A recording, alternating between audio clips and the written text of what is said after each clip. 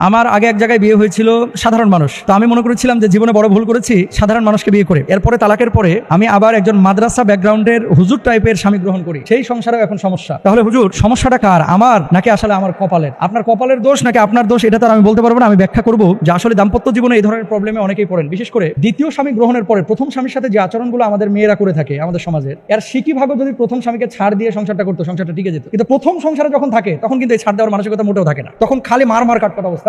Chairman সাহেবের মেয়ে আমি, আমার পেছনে গোটা এলাকার মানুষ ঘোরাফেরা করতো, আর এখন তোমার সাথে বিয়ে করে আমি ফাঁসে গেছি, এমন কথা বলে থাকে। সংসারটা টিকলো না, তালাক হয়ে গেল। এরপরে বিশ্বাস করেন, দ্বিতীয় বিয়েটা যখন হয়, যেই মেয়ে প্রথম স্বামীর ঘরে তরকারিতে একটু লবণ মানে বেশি হলে কম হলে রেগে যেত, জামাই রাত্রেবেলায় কিছু না নিয়ে আসলে রেগে যেত, যেই জামাই মনে করেন 50,000 টাকা কামাইতো, এই জন্য তার মানসিকতা এখানে স্থির হতো না, আমার ফিউচার কি, এরকম কথাবার্তা। এই মেয়ে আবার দ্বিতীয় স্বামী যখন গ্রহণ করে 30,000 টাকা বেতন পায় স্বামী, মেনে নাই, কপালে যা ছিল তাই ছিল। তো তোর কপালে আগে যেটা ছিল এটা মানো নাই কেন? কপালে আগে যেটা ছিল এটা মানো নাই কেন? বিয়ের পরে ম্যাক্সিমামই দেখবেন ঝামেলাগুলো 2-3 বছরে হয়, প্রথম 2-3 বছর, কারণ একে অপরকে বুঝতে পারে না তো, এবং নতুন জীবন তারও। এই জন্য আপনাদেরকে বলে বিয়ে শাদী করার পর আগে স্থির হন। প্রথমে একেবারে হামলে পড়েন না, ঝাঁপায়া পড়েন না। কি পাইলেন? আরে ফিউচারের পুরো সময় তো পড়ে আছে, কেবল মেয়েটা আপনার ঘরে এসেছে, বাচ্চা কাচ্চা আসবে, প্রত্যেকে তার রিজিক নিয়ে কিন্তু আসে ভাই দুনিয়াতে। লাখ কেন কোটি কোটি মানুষ এই বাংলাদেশে আছে যারা বিয়ের পরে এমন একটা সময় চাকরি বাকরি হলো, পয়সা আল্লাহ তাআলা দেওয়া শুরু করলো, আগে জীবনে কল্পনাও করে নাই যে এরকম আমি টাকা পয়সা কামাইতে পারবো। একটু সময় নেন, আগে বোঝার চেষ্টা করেন। মনে রাখবেন, ছাড় দেওয়ার মানসিকতা থাকলে কখনো আপনি পৃথিবীতে কোনো জায়গায় ঠকবেন না, আল্লাহ তাআলা অন্য দিক দিয়ে বসিয়ে দেবে। আপনি যদি কাউকে ছাড় দিতে পারেন, সব মানুষ আপনার মতো হবে না। স্বামীকেও এটা বুঝতে হবে যে আমার স্ত্রীটা আমার মন মতো হবে না, আবার স্ত্রীকেও বুঝতে হবে যে সব পছন্দ আমার স্বামীর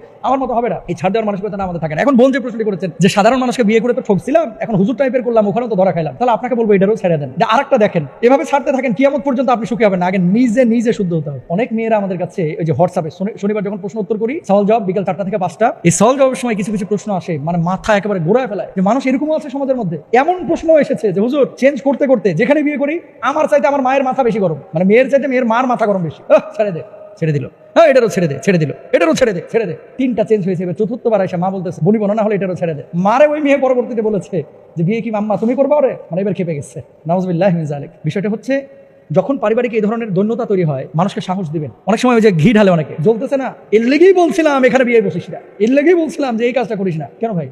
প্রবলেম তো আপনার কোন পরিবারের সমস্যা নাই বলেন তো? নবী আমকে আলাইহিস সালাতু ওয়াস সালামদের পরিবারে তো ঝামেলা হয়েছে, তাই বলে কি সবসময় এরকম মারমার কাটকাট অবস্থায় ছিল তারা? না, মানসিকভাবে নিজেকে স্থির করেন। আর শুনেন, বিয়ে আল্লাহ রাসূল কি দেখে করতে বলেছেন? তুম কাহুল মারআতু লিআরবাইন লিমালিহা ওয়া লিজামালিহা ওয়া লিহাসাবিহা ওয়া লিদীনিহা। মেয়েদেরকে 4টা জিনিস দেখে বিয়ে করতে বলেছেন। একটা হচ্ছে মেয়ের সম্পদ আছে কিনা, সৌন্দর্য আছে কিনা, দ্বিতীয়ত 3 নম্বরে মেয়ের বংশমর্যাদা কেমন, 4 নম্বরে মেয়ের দিনদারিতা কেমন। তারা কি মাল, বংশমর্যাদা, সৌন্দর্য, দিনদারিতা। আল্লাহর হাবিব বলছেন দিনদারিতাটাকে তোমরা প্রায়োরিটি বেশি দাও, মানে কালো মেয়ে হোক, জাতের মেয়ে কালো ভালো আর কি। এটা নবীজি নিজে বলেছেন।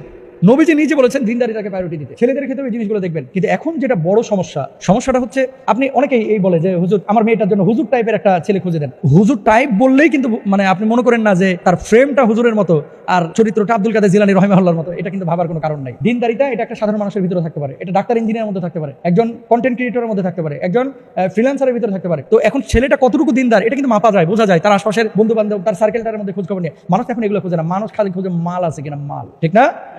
মানুষ খালি খোঁজে মাল আছে কিনা। আপনি ফ্রিল্যান্সিং করে মাসে 3 লাখ কামান, পাত্তা দেবে না। অথচ রেলওয়েতে পিওনের চাকরি করে, সরকারি চাকরি, মায়েরি বেতন পায় 19,000 টাকা বা 21,000 টাকা, সরকারি চাকরি। এই পিওনের সাথে বিয়ে দিবে, আর ফ্রিল্যান্সার যে 3 লাখ করে কামায় ও বিয়ে দিবে না, সরকারি চাকরি না। তার মানে কি, মানুষ এখন সবাই খালি মালের পেছনে ছুটতেছে, টাকার পেছনে ছুটতে গিয়া ছেলেও দেখতেছে যে মানে মেয়ের বাপের মাল আছে কিনা, টাকা আছে কিনা, আর মেয়েও দেখতেছে যে ছেলের বাপের টাকা আছে কিনা, ছেলের কি ব্যাংক ব্যালেন্স আছে। এই টাকার পেছনে ঘুরতে ঘুরতে দিনদারিতার আর খোঁজ খবর নেওয়ার সময় নাই।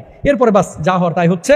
বিয়ের পরে খালি হুজুরের পেছনে দৌড়াচ্ছে, পানির বোতল নিয়ে হুজুর পানি পড়া দেন, জামাইয়ের মাথা গরম। আমি আমার ওই বোনকে প্রশ্ন করবো, মানে উত্তর যেটা দিতে চাই, দ্বিতীয়টার সাথে যেভাবে সংসার করতেছেন, হ্যাঁ যদি প্রকৃতপক্ষে খারাপ হয় আর 10 জন মানুষও যদি বলে যে লোকটা খারাপ, আপনি এই স্বামীকে চেঞ্জ করতে পারেন, আপনি তালাক নিতে পারেন, তালাক দিতে পারেন।